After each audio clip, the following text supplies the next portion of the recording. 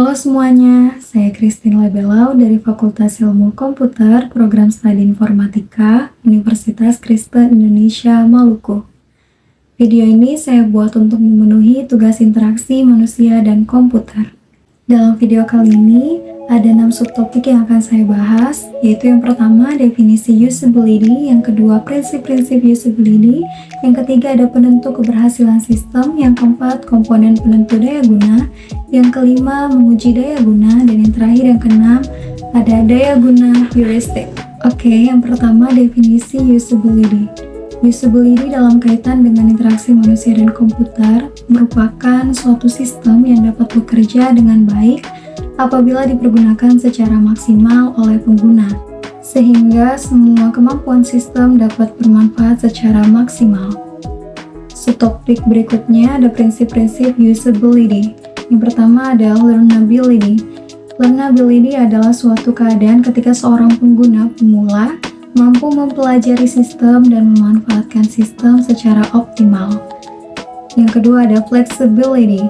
Sebuah sistem yang dianggap memenuhi usability diharapkan dapat dioperasikan dengan prosedur yang tidak kaku. Yang ketiga ada robustness. Prinsip ini diartikan sebagai kehandalan sebuah sistem dalam mencapai tujuan, khususnya dari sudut pandang pengguna. Yang keempat ada attitude, berkaitan dengan sejauh mana user merasa nyaman bekerja dengan sistem.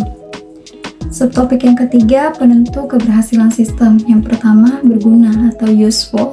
Sistem yang berfungsi seperti yang diinginkan oleh penggunanya. Yang kedua, dapat digunakan atau usable. Sistem yang mudah dioperasikan. Yang ketiga, digunakan atau use. Sistem yang memotivasi pengguna untuk menggunakannya.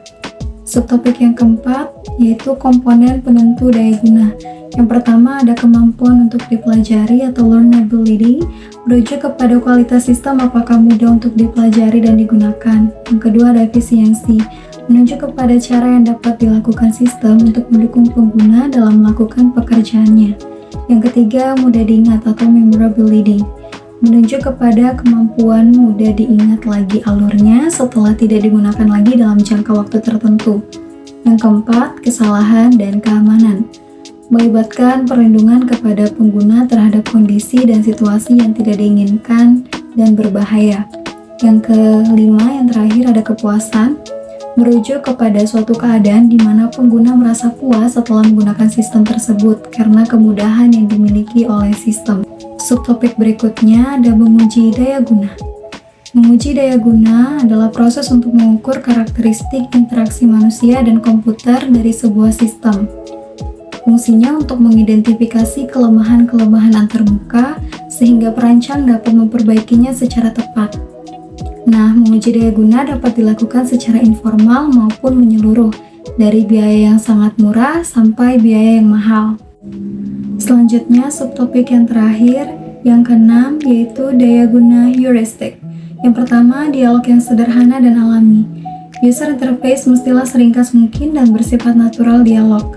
Pendekatan yang harus digunakan adalah dengan hanya menampilkan perintah yang diperlukan.